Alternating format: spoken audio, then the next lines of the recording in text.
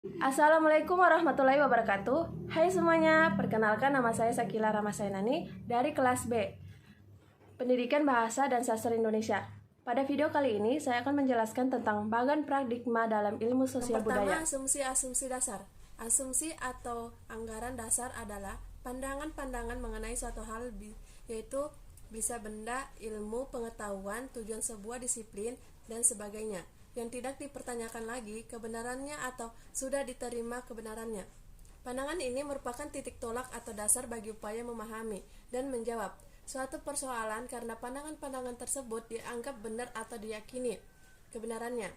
Anggapan-anggapan ini bisa lahir dari perenungan-perenungan filosofis dan reflektif, bisa dari juga penelitian empiris yang canggih, bisa pula dari pengamatan yang seksama.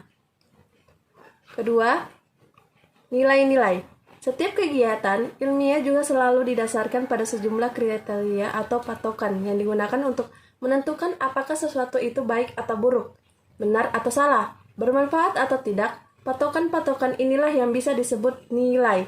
Dinyatakan atau tidak, nilai-nilai selalu ada di balik setiap kegiatan ilmiah. Karena di situ selalu ada persoalan benar atau salah, bermanfaat atau tidak. Dengan patokan inilah orang ilmuwan dan menilai hasil penelitian ilmuwan yang lain. Model-model, seperti halnya asumsi dasar, wacana teoritis, ilmu sosial budaya di Indonesia model adalah perumpamaan, analogi, dan kiasan tentang gejala yang dipelajari. Seringkali model juga terlihat seperti asumsi dasar. Meskipun demikian, model bukanlah asumsi dasar sebagai perumpamaan dari suatu kenyataan. Sebuah model bersifat menyederhanakan. Menurut Inkeles 1954, artinya tidak semua aspek, sifat, atau unsur dari realita dapat tampil dalam sebuah model. Model dapat dibedakan menjadi dua, yakni model utama dan model pembantu. Model yang dimaksudkan di sini adalah primary model. Model utama merupakan model yang lebih dekat dengan asumsi dasar. Model ini merupakan menjadi pembimbing seseorang peneliti dalam mempelajari suatu gejala. Model ini bisa juga berkata-kata maupun gambar, namun umumnya berupa uraian. Berbeda halnya dengan model pembantu yang selain umumnya berupa gambar. Model ini juga bisa digunakan untuk memudahkan seorang ilmuwan menjelaskan hasil analisisnya atau teorinya. Model ini bisa berupa diagram, skema, bagan, atau sebuah gambar yang akan membuat orang lebih mudah mengerti apa yang dijelaskan oleh seseorang. Jadi, kalau model utama harus sudah ada sebelum seseorang peneliti melakukan penelitian. Model pembantu biasanya muncul dalam hasil analisis atau setelah penelitian dan analisis dilakukan. Keempat, masalah yang diteliti atau yang dijawab. Pada dasarnya, setiap pertanyaan atau hipotesa secara implisit menyimpan asumsi-asumsi dasar berkenan dengan gejala yang diteliti, tujuan meneliti, ilmu pengetahuan, dan sebagainya. Jika kita perhatikan dan analisis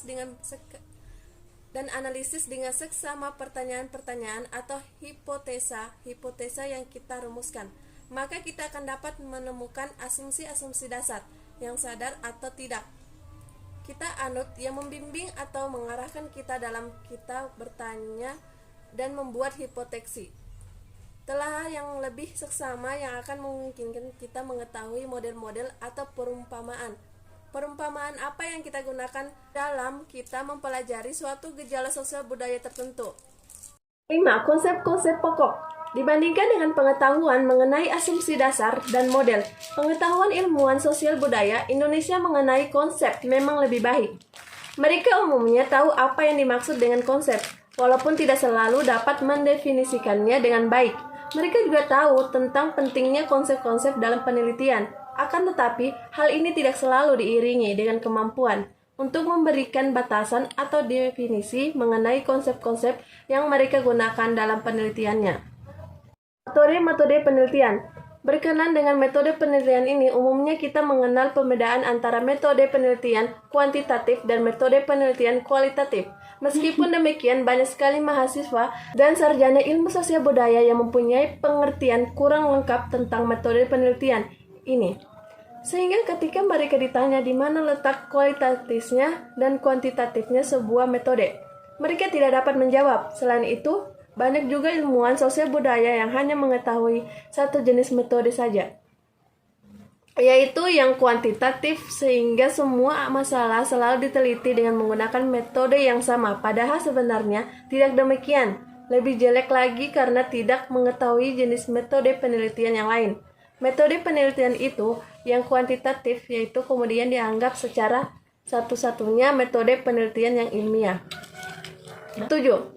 Metode analisis. Metode analisis data pada dasarnya adalah cara-cara untuk memilah-milah, mengelompokkan data kuantitatif maupun kuantitatif, kemudian dapat ditetapkan relasi-relasi tentu antara kategori dapat yang satu dengan data yang lain.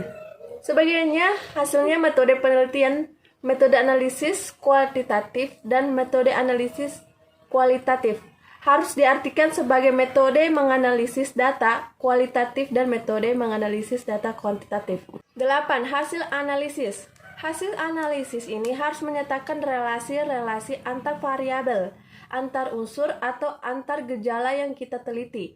Jika hasil analisis kita tidak berhasil mencapai ini, maka hal itu bisa berarti 3 hal. Pertama itu data yang kita analisis mengandung beberapa kesalahan mendasar.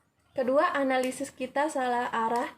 Ketiga, analisis kita masih kurang mendalam. Dan ini mungkin juga disebabkan oleh kurangnya data yang kita miliki. Setelah kita menganalisis berbagai data yang telah kita peroleh dengan menggunakan metode-metode tertentu, kita akan memperoleh suatu kesimpulan tertentu, suatu pendapat tertentu, hubungan antar variabel atau antar gejala yang teliti. Inilah yang kemudian bisa tersebut sebagai teori.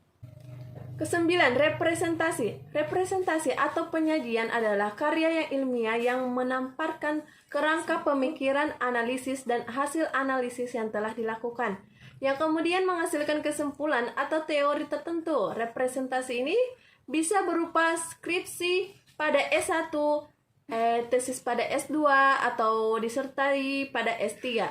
Laporan penelitian, makalah, artikel ilmiah dalam jurnal ilmiah, atau sebuah buku dalam antropologi.